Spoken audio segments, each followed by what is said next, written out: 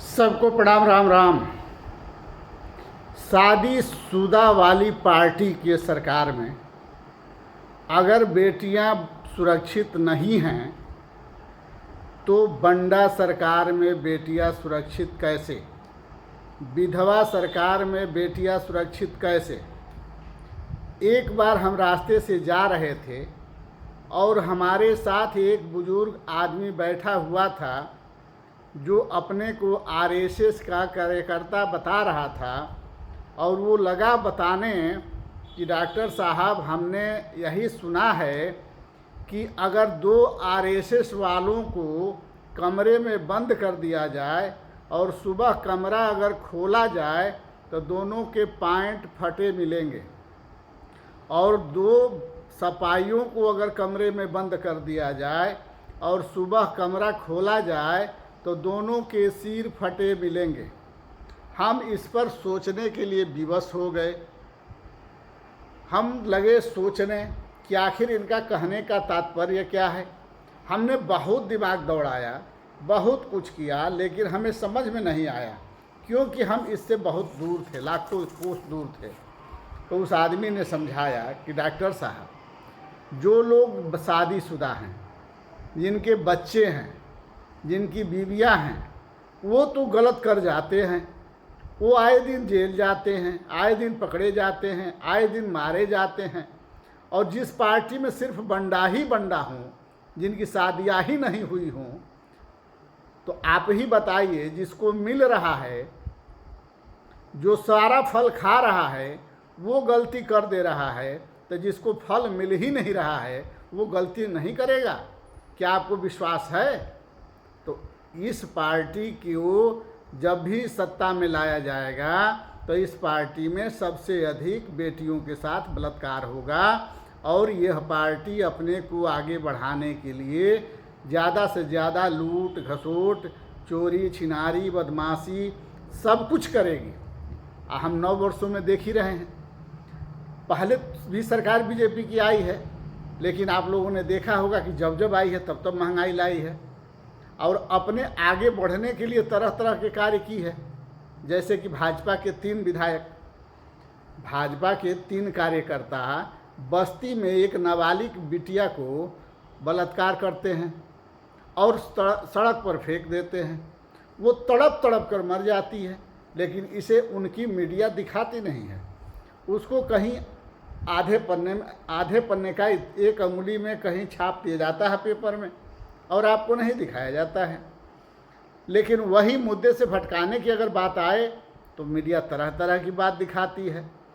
आप लोगों ने देखा होगा कि मिर्ज़ापुर में 300 घर गरीबों का, जो बेचारे आज आज़ादी के बाद से ही रह रहे थे, उनके घरों पर बुलडोजर चलाकर उनके घरों को गिरा दिया गया, बर्बाद कर दिया गया। आप लोग खुद बताइए कि वो 300 परिवार कहाँ जाएगा, और वो ज़मीन किसके लिए खाली की गई। अगर पढ़ा लिखा इंसान होगा तो ज़रूर समझ जाएगा। इस सरकार में सबसे ज़्यादा जंगल काटे जा रहे हैं, गरीबों के घर गिराए जा रहे हैं, ताकि अधिक से अधिक ज़मीन खाली कराकर कि तो अपने लोगों को दिया जाए, या सरकार के लिए कार्यालय या अच्छे से अच्छे व्यवस्था की जाए, या उसे बेचकर पैसा कमाया जाए। जो भी सरकार की नियति हो, मंशा हो, हम नहीं जानते हैं, लेकिन अपनी सोच बता रहे हैं। आज झारखंड में जंगल बड़े तेज़ी से काटे जा रहे हैं, जिसको रोकने के लिए छिपो आंदोलन वहाँ की महिलाओं ने चालू की है, जबकि वहाँ भी बीजेपी मिक्स सरकार है, आप लोग जानते ही हैं। इसी तरह से तमाम घटनाएं रोज़ घट रही है। पुलिस के कस्टडी में पत्रकारों के द्वारा 2 माफियाओं का मर्डर कर दिया जाता है। ये भी आप लोगों से नहीं छिपा है। हम नहीं कह रहे हैं कि मर्डर नहीं करना चाहिए, करना चाहिए, लेकिन पुलिस के माध्यम से, सरकार के माध्यम से, न कि माफिया के माध्यम से। और आप लोग देख ही रहे हैं कि कल परसों में लखनऊ हाई कोर्ट में जज साहब के सामने एक वकील साहब एक आदमी को गोली मारते हैं, और संविधान के भगवान टेबल के नीचे छुप जाते हैं। हम ये पूछना चाहते हैं कि अगर अदालत में ही इस कदर के कारनामे होते रहेंगे तो क्या जज कभी सही फैसला दे पाएंगे? क्या जज कुर्सी पर बैठ पाएंगे? क्या कुर्सी पर बैठने से पहले वो 10 बार हवा नहीं छोड़ेंगे कि बाप रे बाप, कोई वकील के भेष में कोई माफिया तो खड़ा नहीं है? अपने कुर्सी तक जाते जाते हो सकता है 2-3 बार पेशाब भी लग जाए, वो पेशाब करने भी जाना पड़े, बार बार पानी पीना पड़े। तो इस कदर के जो कार्य हो रहे हैं हमारे प्रदेश में, ये घोर निंदनीय है, अब बहुत ही दुखदाई है। हाथरस की घटना आप लोगों ने देखा ही होगा कि 12 बजे रात में ही बिटिया को जला दिया जाता है पुलिस के कस्टडी में, और कोई कुछ नहीं कर पाता है। और आप लोग ये भी देख रहे हैं कि देश की सबसे बड़ी दुर्घटना हुआ है कहाँ? भुवनेश्वर में। कहाँ? उड़ीसा में।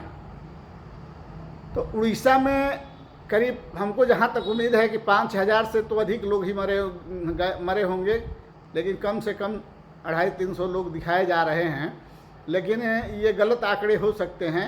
आदमी जब इतना बड़ा एक्सीडेंट हुआ है तो 5-7 हज़ार से कम नहीं मरे होंगे, और 1000 से अधिक लोग घायल भी होंगे।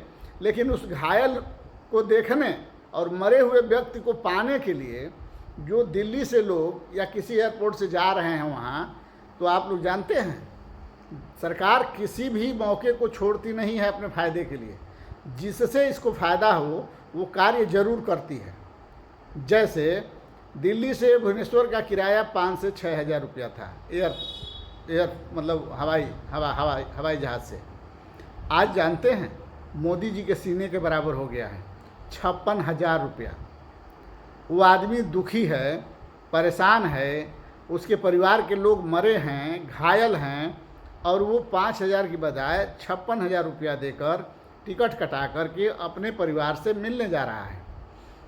मौत तो खतरनाक हुई ही, परिवार से लोग वंचित हुए ही। उन्हें क्या पता था कि हमें बीच में रास्ते में ही उठा लिया जाएगा।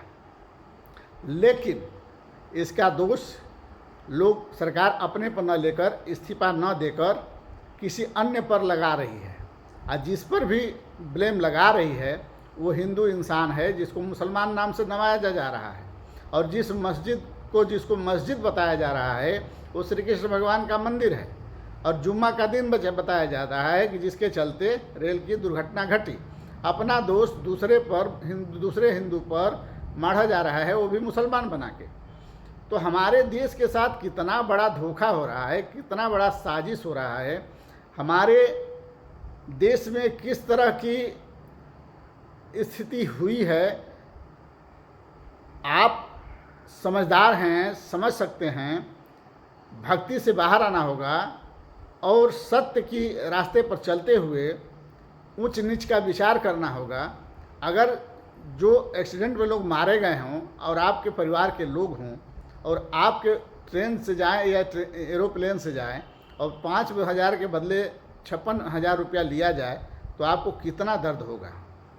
ज़्यादा कुछ ना कहते हुए हम अपने बातों को विराम देता हूँ, क्योंकि हमारी बात बड़ी लंबी है, क्योंकि दिल में दर्द बहुत है।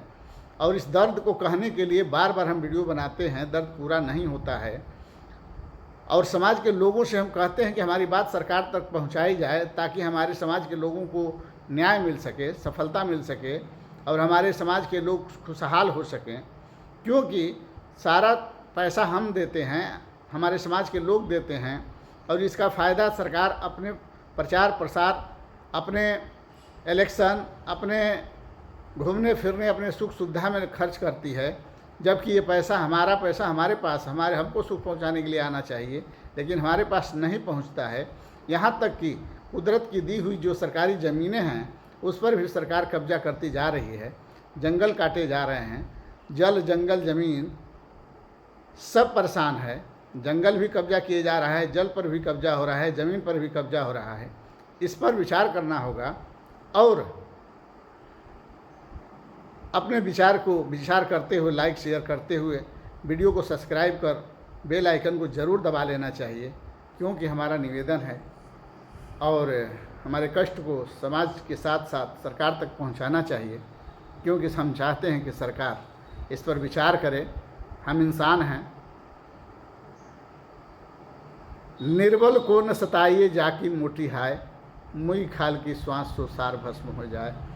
सरकार से निवेदन करना चाहता हूँ, जब सिकंदर, हमारे सम्राट अशोक, चंद्रगुप्त मौर्य, तमाम राजा आए और चले गए, बहुतों को खून बहाए, बहुतों को ज़मीनों पर कब्जा किए, देश के देश कब्जा कर लिए, ज़मीन के ज़मीन कब्जा कर लिए, धन के धन कब्जा कर लिए, लेकिन सब लोग हाथ फैलाकर चले गए। जो अच्छा करके गए उनको लोग अमर कहते हैं, जो बुरा करके गए उन्हें लोग गाली देते हैं। चंद्रगुप्त मौर्य जी को लोग अच्छा कहते हैं, धनानंद को लोग गाली देते हैं। तो ऐसा ना हो कि सरकार जाने के बाद धनानंद की तरह गाली सुने।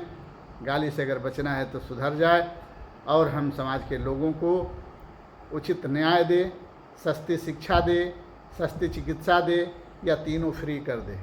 जय हिंद, जय भारत, जय सर्व समाज।